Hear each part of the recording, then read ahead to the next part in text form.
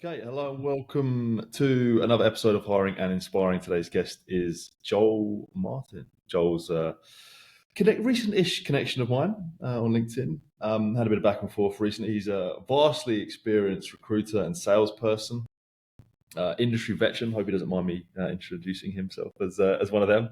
Been in the game a long time. Been doing some great stuff. I think most recently he's a business owner, director of 420.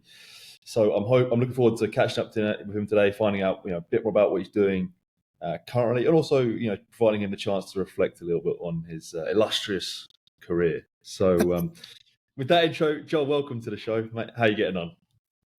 Very humbling introduction. Thank you very much. I don't know about illustrious, but enduring is probably a good way of saying it because I'm still doing it. I'm very well, and I'm very pleased and proud to be a guest, mate. It's great to chat to you. Good stuff. Let's start in the present. 420. 40, how's it? 20. Oh, apologies, mate. 4020. 40, 20. Yeah, How's it all going? it's good. How's the year sort of been going so far? It's I like to make the joke that it's controlled chaos with minimal control. But I tend to feed off the adrenaline of that sort of environment. So, but having like a team and a structure, processes in place, obviously allows us to deliver great outcomes amongst the busyness and the chaos. So, we're 7 years old in August, so we're going to have a celebration there. And personally, I'm 23 years in the infrastructure sector, and yeah, probably would have liked to kick off my company a bit sooner, a bit younger. But I think all the experience, it's like you're a potpourri of all your experiences, the people you meet, the good, the bad, and the ugly. And so, whilst I kicked off a bit later in life, probably saved myself some pain and suffering just with life experience. So we're myself and 6 with another person starting very imminently, I would say, as in tomorrow. So that would be 8. I basically worked for some of the biggest recruitment companies in Australia, if not the world, and often ended up managing a team of 10. And I just thought, well, if I can do it for them and do it successfully, why can't we do it for ourselves? And that was part of that sort of catalyst or gestation early of what 40/20 would look like and the shape of it.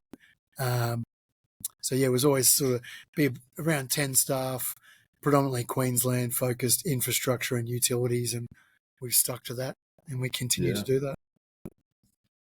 And maybe for someone who doesn't know, managing director of a recruitment business, what does your role actually entail typically? I'm not sure, maybe I imagine it's probably not a typical day, but I guess what's the sort of the breakdown of your role look like in terms of operational stuff, sales stuff, managing people?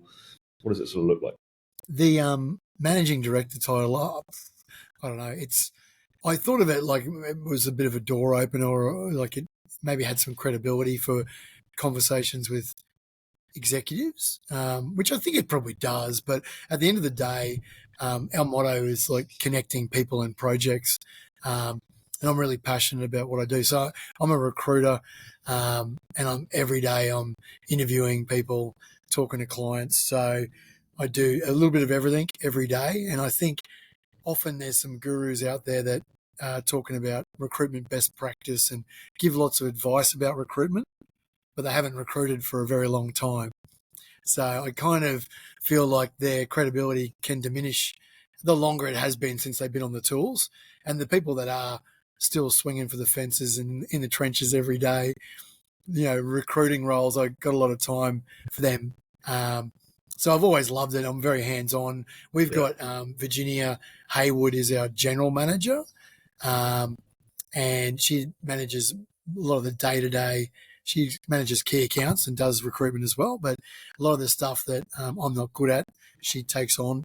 And Sarah, my wife, is director of operations, so that's all the non-recruitment stuff. But early days, it was just me, and just kind of hanging on by a thread, trying to do everything. So the job title does sound flash, but the reality behind the curtain is, it's all hands on deck and running and gunning every day, Yeah. and I wouldn't have it any other way. But sounds like you've got the sort of the pieces in the right place that allow you to focus on your strengths, which sounds like it's Yeah, getting on the tools, but doing the day job sort of thing. yeah, correct. I think like there's some study or science, I don't know what you want to call it, around strengths focused rather than trying to get better at your weaknesses. Double down on your strengths, and for me, it's not about the amount of talent someone's got; it's the consistent application of the talent.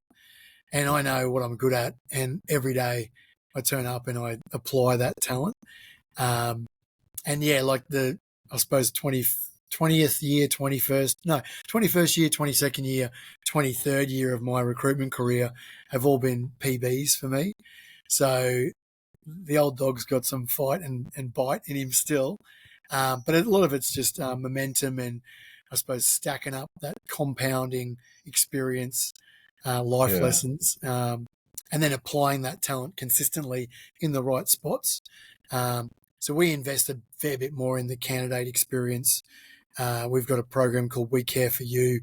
And myself and Virginia are mainly the client interaction, client facing. And then there's a team behind the scenes that are just candidate focused, all about service, care, support, health and well-being, mental and brilliant. physical, but financial support, helping with budgets and making sure they're doing well, checking in. And then also that the research, the search element is done through the engine room, which is a talented bunch of people. And then without that, I couldn't do the things I enjoy every day, which I do feel fortunate to be able to do that.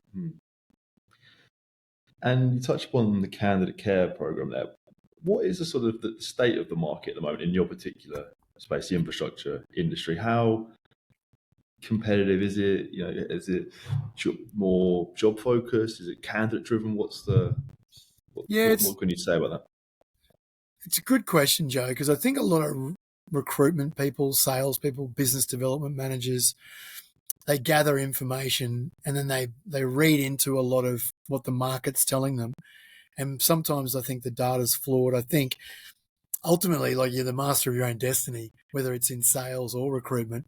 And, you almost got to have the idea or the vibe of I'll bend the industry to my will and just be a bit of a competitive prick, for want of a different word. And not like, people read too many articles, they buy into too much market research and data. When, as I said, like, the consistent application of your talent every day, if you're bloody good at it, you'll make money in any market.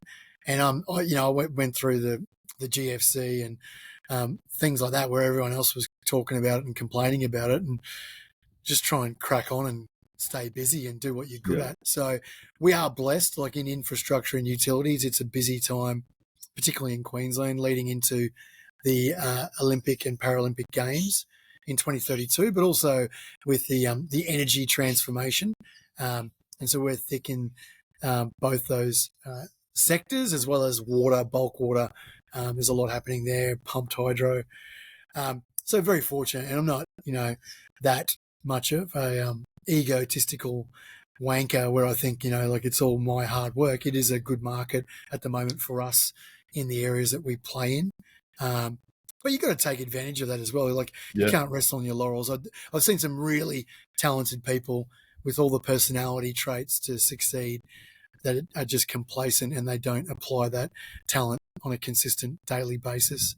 And I was lucky. I worked at Hayes in my very early days of recruitment, and I took my sales experience into that, micromanaging, really process driven, minimum standards of every day. And I applied my personality and my drive to that. And then after about an 18-month period, they just left me alone and stopped tracking my metrics, because I was probably earlier than that. 20 months yeah, in, I was managing an office for them, and I still didn't really know. I kept saying to people, I don't know what I'm doing as a recruiter, and they've sent me down the Gold Coast to manage an office. So I've kind of understand, like, structure and process and KPIs and micromanagement. It can work to an extent, but you got to let people overlay their personality and find their way of working. That's what we try and do. We try and have a structure, process, minimum standards, and then let everyone, overlay their personality and their style. And we definitely don't want like a bunch of mini Joels out there, because that would not help the world. Fair enough. Very humble, mate. No, I think a lot of recruiters, they talk about the market all the time, don't they? Yeah. And as you say, but it is something you can't really control, and it's the old cliche, sort of control what you can. And it's, a lot of the time, the best recruiters do really well, but it can be they have a bit of luck, or that the market's in their favor, and it's sort of they get caught up in their own hype a little bit. Yeah.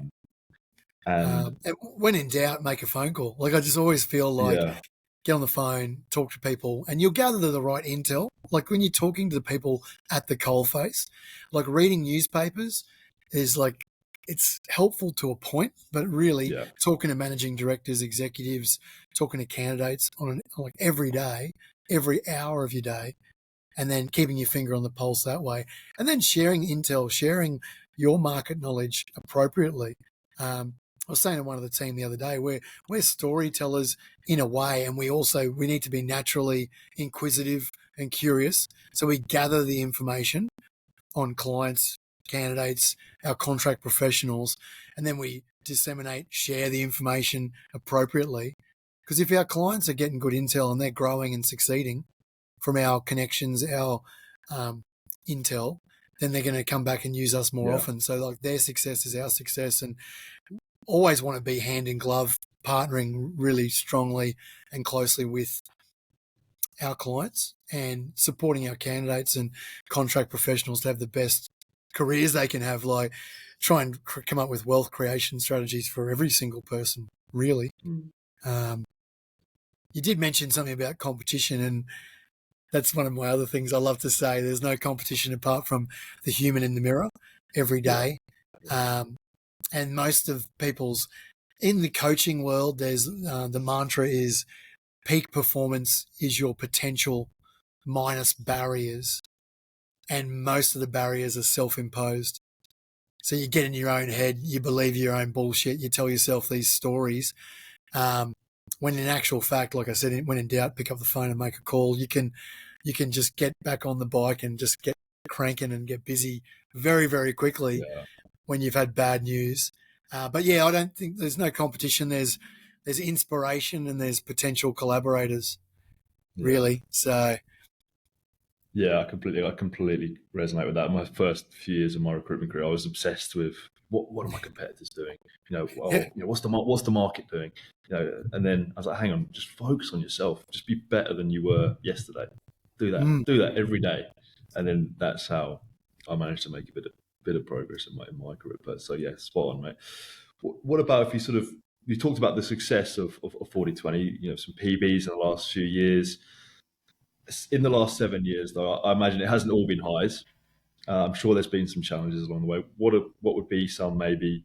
So I think I just dropped out there. What would be some of the main challenges that you faced since you launched the business that spring to mind? Yeah, it's a good question, because it's I think sometimes it's like the burden of all the ideas is something that people don't factor in. Like, when you are the person that's making all the calls and coming up with all the ideas, the innovation, the improvement initiatives. So when you're a small, one-man band or one lady band, and then you're growing, that can wear you down a little bit, and it's sort of like almost like a hidden burden, I suppose. You carry it yourself, and then recruitment's really, it's great because it's never ending, but it's shit because it's never ending. It's the beauty of it is, like, you can just get back on the phone and make some calls and get some new jobs on and talk to clients, and if you had a bad morning, you can easily shake it off and have a great afternoon. But the people that are really driven to succeed, you've got to find methods to switch it off and like look after yourself, self-care and whatever. But there's also that, like, how driven are you? How competitive are you? Like, what's your mindset like? How much do you want to earn? How much do you want to kick butt? It's up to you to make those choices. So everyone will be different. And I think over that journey of 7 years, it's probably there's not less challenges. They're just a different shape of challenge. It's different things. Like, I'm really like careful with money, and with the company money, I've always been like, cash flow has been like really front of mind. So we've never outsourced payroll. We've never had any of that factoring or anything. We've always left money in the company. And as we've grown and as we've expanded, we've now got a Brisbane office and a Sunshine Coast office. It's all based on the success and being sensible. Everyone laughs because I say it tongue in cheek, fiscally prudent decisions, because I don't talk like that normally. So everyone laughs, but that's for a bogan like me from Redcliffe. It's fun to talk like that occasionally. But I was never going to buy gold watches or yellow Lamborghinis. It was always the long game. It was, where are we going to be in 10 years? And it was like, 10 staff, 10 years, 10 million plus revenue. That was the goal. And we're ahead of schedule on every metric as we approach 7 years in. So I think being honest with your goals and talking about them a lot, socialize them as well. That sort of helped, because I've talked to a lot of people about what our goals are. I kind of have to follow through, otherwise they'll think I'm just a pretender. Well, I think you've got to do that, haven't you? You've got to verbalize your goals sometimes, because it kind of helps you keep accountable to it, I think. Convince you that it's achievable too. Like, the more you talk about it. And I don't know, like, there's gurus out there like Start With Why, Simon Sinek, and that. Like, there's a lot of people, when you take little bits of everybody's advice and TED Talks or books or whatever, and like, often it'll be 2 or 3 things, and that's all it is. Like James Clear, I love his emails, but like, I probably read 3 or 4 of them, and I'll get one thing out of, once a month maybe. And like, even Atomic Habits, I'm not afraid to admit it, I didn't even finish the book. I just took out bits I thought, were relevant to me, and I listened to a lot of what he'd said previously, and I was like, cool, I'm just going to get back to action and do what I do. And I try to refine it and define it, as often as possible, but it's sort of more of a focus on the strengths for me. Mm. You talk about maybe just taking a little bit from different people, these gurus, whatever. Yourself, though, as a business owner, if someone's listening to this and there's maybe one thing that they can take from you, if they wanted to start their own recruitment company, what would be your 2 cents on that? What advice would you give that person? I think like, self-belief is a really powerful thing, and like, the little tiny voice in our head it's ever present, and like, controlling that and like creating our own reality. But then also being honest with yourself is like, what do you want to create, like, for your life? Do you want to have stability and security and do a 9 to 5-ish in an office with a big team of support? Or do you want to, sort of look yourself in the mirror and be proud that you've taken inspiration from others, but you're actually the hero of your own journey? And that was a big thing for me, was to like, just look myself in the eye and be like, you're doing okay. Like, you're having a crack, and you haven't, like, it hasn't all fallen apart yet. But some people they want a lifestyle business. They might bill $400,000 a year in an agency, and if they can replicate 75% of that, minimize their tax, be a bit clever with how they invest, maybe that's the perfect model for them.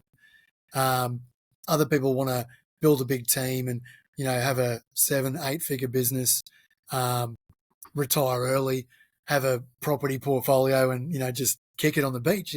Everyone's different. And so they really do need to establish what their goal is, and is it realistic? Because a lot of people say, like, you can do anything you put your mind to. Like, that's absolutely bullshit. Like, I love basketball, but I'm not going to play in the NBA anytime soon.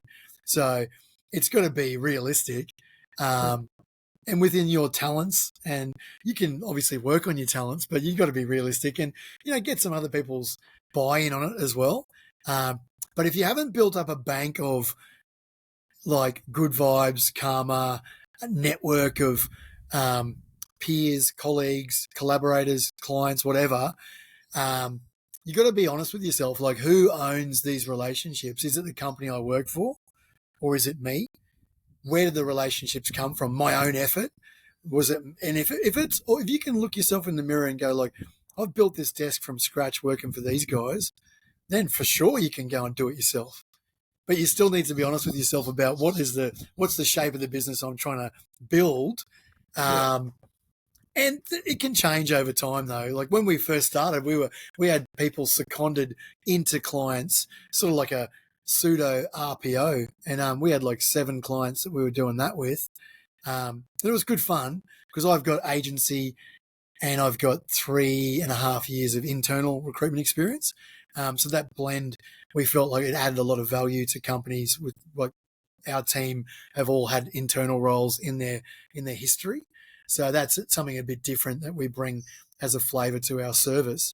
But early on, I really leant into that, and then there was a point where I was like, nah, I'm just gonna stop doing it. And we just stopped doing it. There was a couple of our clients were like 200K margin a year, and we told them that we're not going to do that anymore. So it was a pretty ballsy decision. One of them is maintained at like 100K plus a year. One actually went up and became more, but a lot of other clients stepped up and have become like really, really excellent clients for us with less effort and probably just it's a smarter, efficient way of doing business for them and for us. Once we moved away from that RPO model, or we call it embedded model, but we take that learning into every interaction with clients and candidates and our peers and collaborators as well. Like, where can we add value? Which is the main thing. If anyone wants to start a business, have they genuinely helped people? Have they added value beyond finding someone and sending an invoice? Because you got to build up this collateral and this karma of goodwill, and you've got to be willing to have helped people, not just be in it for the invoices and the money, because people see through that. So I think my mum's a hippie, a real softie, and my dad was a commercial manager in building construction. So they're opposite ends of the spectrum of niceness, and I'm definitely like more towards my mum. And it was always just help people, help people wherever you can, help people. So as much as I'm here to have a good time and obviously make some money, and I want to help people as well. Yeah, I think if you stick true to that, that's the key, isn't it? Sticking true to helping people, be genuine with it, rather than going in there, and you can, because they can smell the commission breath. If you're just going on to try and get a bit of business on, or just forcing a candidate into a job, they don't really, they pick up on it, and that goodwill, that good karma, that doesn't get built up. Mate, you talk a few times about sort of looking yourself in the mirror a little bit, and being accountable, and just sort of saying, I'm trying to do this, trying to build this up, and am I doing it right? Yeah, I'm doing it right. Are you proud? Are you proud of what you yourself and what you've built compared to the goals you set yourself? Yeah, I fidget then because it's interesting because you get busy and things change and evolve, and because we're so on the tools still, you almost like you got to break away some time to reflect, and actually like just realize how far you've come. And that's in life, like my parents split up when I was 9 years old, and like it was pretty humble sort of upbringing. One stage I like lived in a caravan. I drove forklifts for a living. So I look at how far I've come just as a human, to be able to provide for myself and my wife and kids, and trying to have a good life with them. Like that's already a pretty cool journey. But then also the company owner stuff. I think in a way, like it's sort of like you don't want to stop and reflect too much, because I'm always just like, let's get back into it, and the action. But you've got to do it. You've got to maintain your perspective of how far you've come, and have some gratitude, and pat yourself on the back, but then get back onto the work and helping people and doing what you're there for. But there's certainly moments, and I suppose reflecting is probably one of my weaknesses. I probably need to get better at that. But I just feel like you're only as good as the last interaction with someone that you're helping. So like you might do 49 good deals and placements, and then the last one, something goes wrong, and like that's the one that I focus on. And I think that drives me to perform really well, but I probably could be a bit kinder to myself, to be honest. And I'm going to ask you to reflect a little bit more here. Sorry, mate. Keep on that chain. Therapy. If this is maybe less personal but more industry specific, recruitment as a whole, as an industry, you've been in a long time. How has it changed in the period, the period of time that you've been working in it? It's how do you reflect on that? It's interesting because I'd love to see the data out there of like how many true like $1 million billers there are in Australia and what sectors they're in, and everyone tends to sort of hide that kind of information. But I think I'm unapologetically old school, so I mean, there's a lot of rec tech out there. Like we've got a really good CRM and database, but people will probably pause this and try and look at it. But I have like a one pager. It's like an A4 page, Yeah, and it's got my jobs on there and where we're at, what candidates are at interview stage, my little notes, and I basically refine it every day, update it, probably print it out twice a week. So I'm unapologetically old school. Like I get on the phone, meet people, help people. yeah, But there's obviously some great stuff out there to support people in business to cover more ground more efficiently. There's a lot of automation. There's a lot of stuff that I wouldn't even take a meeting with salespeople about. A lot of people swear by, automating the reference process, and it drives me nuts, to be honest. Like I just think, the amount of money you're charging for a placement, and if you don't see the value in doing that yourself and understanding the tone, what is the narrative this person is painting, like words on a page or words in a website, it's not the same. And a really good recruiter or business development person or executive leader in a business should be taking references themselves and pulling the thread, finding information. Can you collaborate with that company? Can they be your next new client? Is that person that's giving you the reference? You can go off on a tangent and talk to them about their own career for 15 minutes, which would be really, really valuable. Even if you don't place them, if you give them some good advice, they'll remember that, and it's going to be powerful at some stage. So, I don't know. I actually don't think fundamentally it's changed a hell of a lot, to be honest.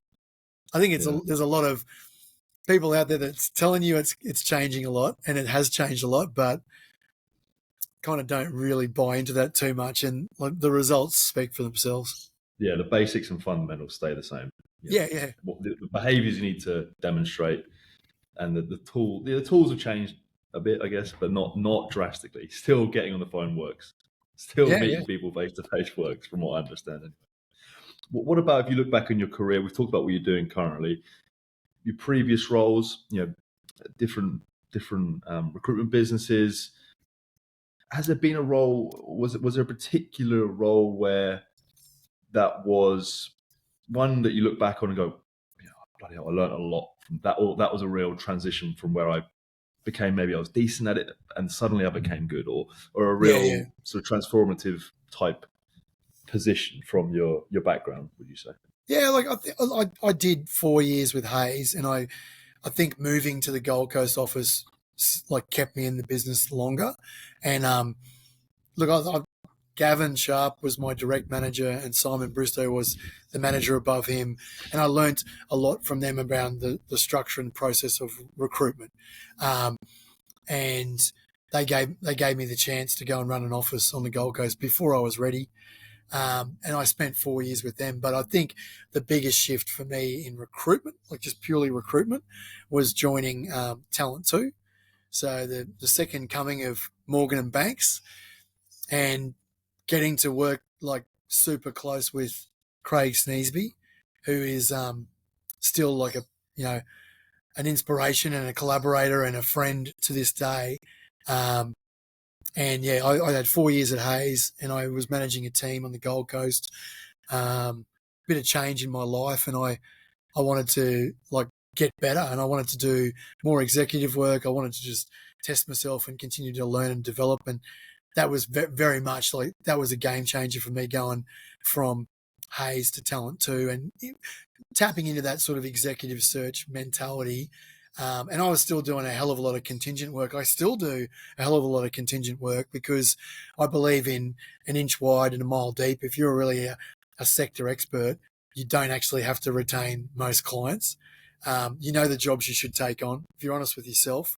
And like, we shortlist jobs in 48 to 72 hours more often than not.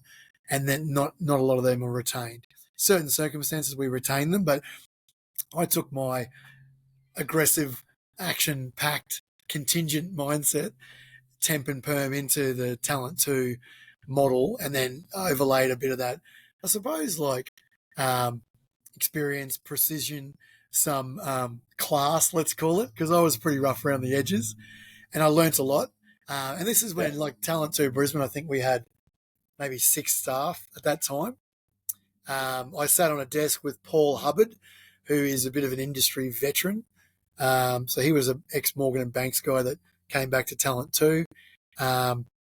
Andy, who is now, was one of the founders of UNU with Craig. I think she was a candidate manager or resourcer at that stage. And it was a small team, and it was great, but it was a great team. Like, pure quality. And you could pass a job to someone and just be like, I don't need to hear anything more about it. They're going to nail that. Okay, yeah. And you just had so much faith. Like, I was like the least experienced, but I think they used to think I was hilarious because I just was a bit like the Tasmanian devil from the Warner Brothers sort of cartoons. Like, just, action and go. Like, then I think I inspired them with like the action, and they inspired me with their class and their precision and some of that more executive approach. And then, I've sort of took it from there. I worked for Talent 2 twice because that's how much I enjoyed the first time. I was happy to go back. And the second time I was fortunate to work with Nicholas Tuckfield. And I think that was like, just as pure recruitment, like the combination of learning from Craig and learning from Nicholas, you'd sort of jam them together. They have some similarities, but it's probably 80-20, 80% different dudes. And I learned a lot from both of them, and having them as bosses was like a lot of fun. And I think they appreciated like my drive and intent and the action I brought to it, but they probably were trying to get me to calm down and sort of hone my skills a little bit. But fundamentally, like, working with internally, like going into businesses and being on the other side of the table, being the client, is probably the other main game changer for me. Like, working with, I had a startup recruitment company that was actually owned by a project management company. So I was in the same office as them for 2 years. So did all their recruitment for them. We filled all their contract opportunities, and I learned a hell of a lot about project management firm, engineers, and I was in their office for, every day for 2 years, basically. Working for Fulton Hogan, a really big infrastructure company in Australia, for 6 months. It was only a short stint, but very similar.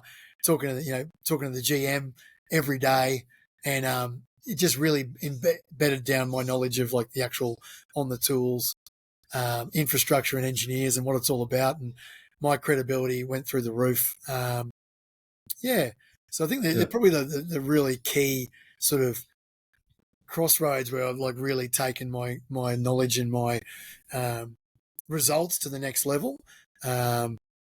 And coming back from Sydney, I worked for Penzar Infrastructure, so another internal role, but that was like, it was a mixture of business development and recruitment. So I managed the recruitment resourcing function, and I was also general manager for new business. And I love that, because I think any recruiter, any executive in business is a good recruiter. Any executive in business is a good business developer. And I think I've always said that the story that you pitch to your future clients, to people that are your future employees, to the market and to your current clients, it just should be a consistent message.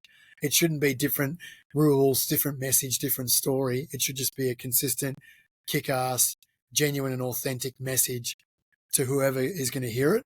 And that's a bit of my marketing upbringing. And a lot of marketing gurus would probably argue with that, but I've just been like, if you are genuine and authentic and you tell the same story, it's consistent, it'll resonate with certain people, and then you'll succeed.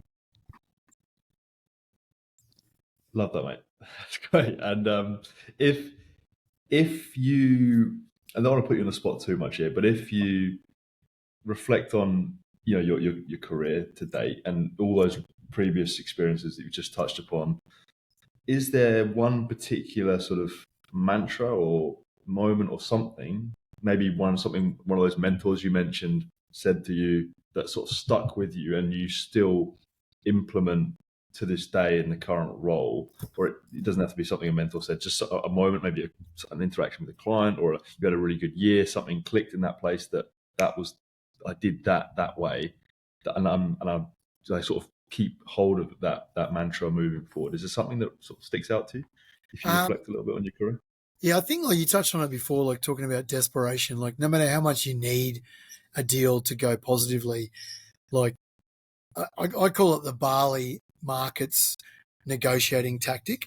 You really have to appear like you could not give a F word about it going ahead or not, because you really need to establish how important and valuable it is for the client, and your willingness to be happy to walk away will really establish how serious they are, and how much they value the process, maybe the job opportunity, but also your input into the process. So really working hard to be a little bit blasé, be really confident. But one of and that comes back to a different fundamental that I tell everybody is, if you are credible, capable, and likable, the three ables, don't be full of bull, but be credible, capable, likable, then people will want to do business with you, whether that's you're selling or you're recruiting. And credible comes back to knowledge, like industry knowledge.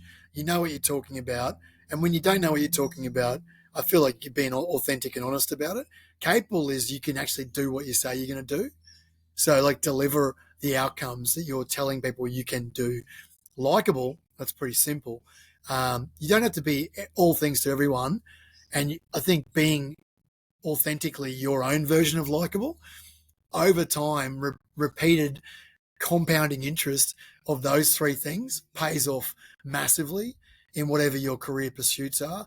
Like pretending you're something you're not, being like the perfect robot version of yourself, like it just creates more problems than it's worth.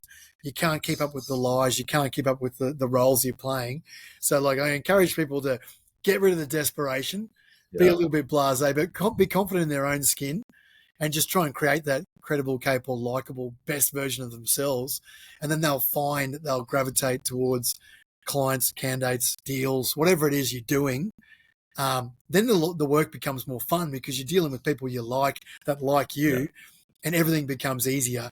And that's stuff I wish that I learnt earlier in my career. And you've got to be willing to say no. Like what you say no to is actually more important than what you say yes to. So that really defines what's important to you, your values, your integrity, and the work you should be doing. And something could be adjacent to your sector specialty, and it sounds the same. Like we talk about construction and engineering all the time, but there's like so much construction engineering recruitment that we don't do. So many contract professional opportunities that we do not manage because it's 10% either side of what we do, and we just go, no, we can't do it. Talk to these people. Nice, and we're advocates for other businesses that are really good at what they do. And as I said before, there's inspiration and there's potential collaborators. Like there is no competition. It's gold. It's absolute gold, mate. I love it. What about Thank we've talked about the sort of your past, talked about what you're doing currently. What about the future? What are you, I know you've got some lofty goals there at 40/20. What can maybe expect? I'm going to rewind a little bit and go right back to the start, because talking about sales, and I've never been ashamed to talk about being a salesperson. So I studied marketing, but I never really, I sort of took a marketing sensibility into sales. It was basically, I sold building materials. So I sold like mortar and cement and epoxy resins. And it's hard to get to feel like you're passionate about that. So I needed to believe in the product for me to be able to sell it, because if it was a faulty product, I couldn't get behind it because it wasn't something that I was excited about talking about on the weekend. So that comes back to that credible thing, like believing in your product and authentically talking about it, and not shying away from the challenges or maybe the imperfections. Address the elephant in the room. I say, jump on the elephant and take it for a ride. Like, get involved early. If there's, some intel or there's something about the industry that people have heard in recruitment, I think address it. Talk about it. You say, look, you may have experienced this. Feel, felt, found is like one of the most fabulous objection overcoming tools that I've ever developed in my life, and that was I think it's great because you actually are using third-party advocates of yours, other clients, to overcome an objection of a potential new client. So whatever you do in life, like layer that over yourself for any role you're doing. So I don't ever walk away from my history in sales. I just take all the good bits and I still use them to this day. And I think like you got to lead with your intentions and your integrity. So your actions demonstrate your true intentions. So if you're telling people you're going to do something and then you don't actually do the actions, then they basically see right through the bullshit, and then that impacts your credibility. So of those three, so basically just be accountable. Do what you say you're going to do and do it to the best of your ability. If there's issues, raise them really early in whatever the process is. Ask the client for input or help, or tell them that there's a problem and we need to address it together because we're partners in it. So like I sold gym memberships, which was amazing. Like that was a great way to learn about people, because we're selling like a facility, but we're selling like an experience. And what we're really selling is the results. So that taught me to be like outcomes focused. It's not necessarily always about the equipment or how flash the gym was. It was basically about what is the result they want. So there could be 3 pieces of equipment there that they could use, and that could be it. But I could get them to look amazing for their wedding in 6 months' time. That's what they want. There was much flasher gyms in the city around the corner from me, but I focused on what they wanted to achieve. I wasn't pitching them a bunch of baloney they didn't want. I was focusing on what they told me they wanted. So digging into deeply understand what is the pain you're going to take away or the outcome you want to support that person or that company to achieve, really understanding that, and then focus your attention wholly on that. You're not getting trapped or getting sidetracked and chasing ghosts that you actually shouldn't be working on. And if you can't deliver on that, you just say no really, really quickly. And then that's a really fundamental thing. I think everyone needs to, like I said before, understanding what to say no to is as important, if not more important, to what you say yes to. And then just keep trying to find ways to deliver those outcomes, and then leveraging all the success you've had for third-party advocacy, client testimonials, leveraging people. They do the selling for you. When you're really good at it, you take all that experience that they've had and the willingness for them to advocate for you, and it becomes more of a show me, don't tell me. Like we now have like, I don't know how many testimonials and experience sort of based feedback from candidates and clients that we just go like, you don't have to listen to me talk. Here's as many testimonials that you can chew through that are relevant to their industry, people that they know, companies that they know.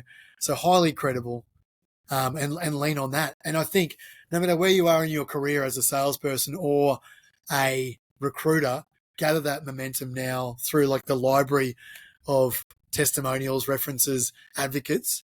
Start today and then continue to leverage that feedback, and then also get better from the feedback. But definitely like that show me, don't tell me. Like you don't have to sell too hard if other people can do it for you. And I think that's the future of where we're going as a business, is continue to help people, focus on what taking away their pain. Don't sell them stuff that they don't need, and then continuously trying to get a little bit better, not dramatically different. Don't be like game-changing shifts in how we operate. Like lean into those fundamentals and those basics. And like I said, your actions demonstrate your true intentions. So every day turn up, apply your talent, and rinse and repeat. Just keep doing it, and good stuff happens. And then the good stuff, capture that story, tell people the story, or let the people that are involved in the story tell it for you. That's really Stick powerful. to the basics. Yeah. It's pretty simple at the end of the day. Think about like Yeah. a sales process or a recruitment process is they're trying to fill a job or they're trying to buy something. Like, can you do that for them? Are you confident that you are one of the best around to deliver on that? If you're not, ask more questions. Can they soften their expectations? If they can't, then tell them you can't help them. Be honest. Cut it off really quickly. They'll respect that, and they might circle back, or they might refer people that are more appropriate to your business or to your desk in the recruitment company you work for. You got to be honest. Like, there's no point pretending you can do something you can't. As that noisy plane flies overboard. Well, I've got one final question for you. Cool. And this is a bit more personal. You touched on earlier, you mentioned Simon Sinek, start with why. This is more to you, sort of the reason you get out of bed every morning and do what you do and keep coming back and have done for so many years. You have touched upon a few things, the love of helping people, that kind of stuff. But what is the reason you keep coming back for more? What is success to Joel? That doesn't have to be in your career and your job as a whole. What is success to you? I think, you got to have a chip on your shoulder. I've always had a point to prove. I probably create doubters early in my career. People probably didn't even know who I was.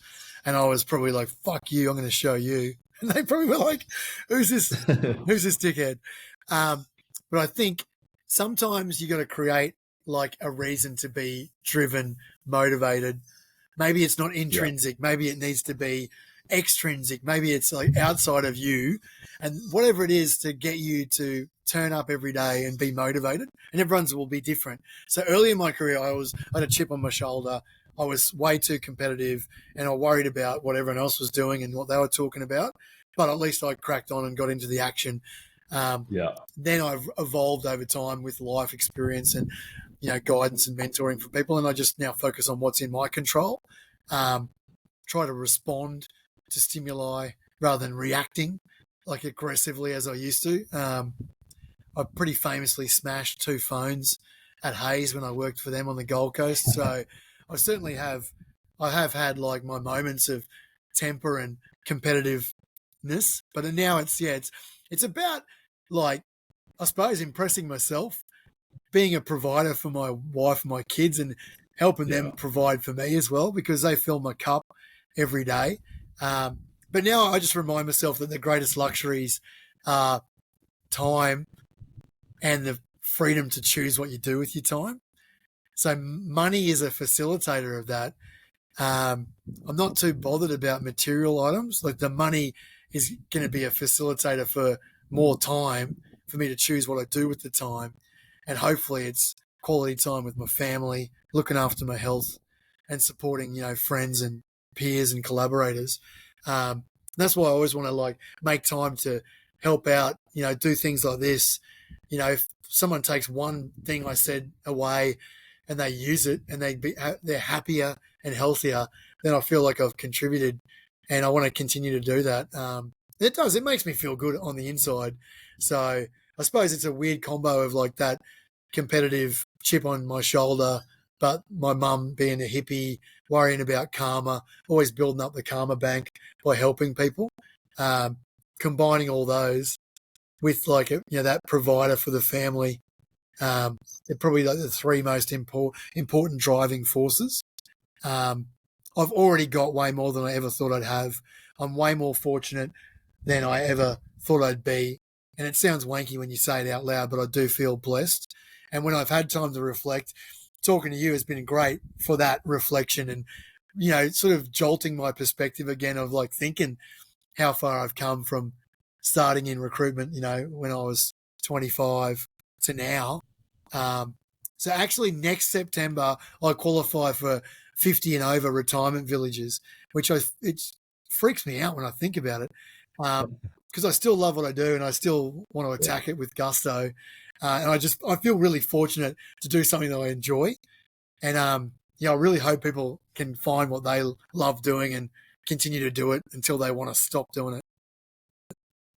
Mate, I think Don't even that's know a if I really answered nice. your question. No, you did. I did. 100%. It's really powerful, and I think that's a really nice note to wrap things up. Absolutely nailed it there. I think, mate, you're doing some really great stuff in the industry. I've personally taken a lot from everything you said today, so big thank you from me for sharing all that. And I'm glad it was a platform for you to reflect a little Thanks, bit, and mate. I appreciate it. just to sort of share how far you've come and that kind of thing. Can I just say one thing? I think this is really important to make note that, like, I was on a Confessions of a Recruiter podcast with the ex-recruiter guys, and a lot of people will say they reached out to me, and anything they wanted, I just sent them. I'm starting my own company. Want to look at some terms of business? Here's our terms of business. Well, what do you do for interview? No, here's a copy. Here's some tips. Like, anyone that wants help, anyone that wants guidance, got a question, whatever. Like, I'm literally here to help, and anyone can reach out, connect with me.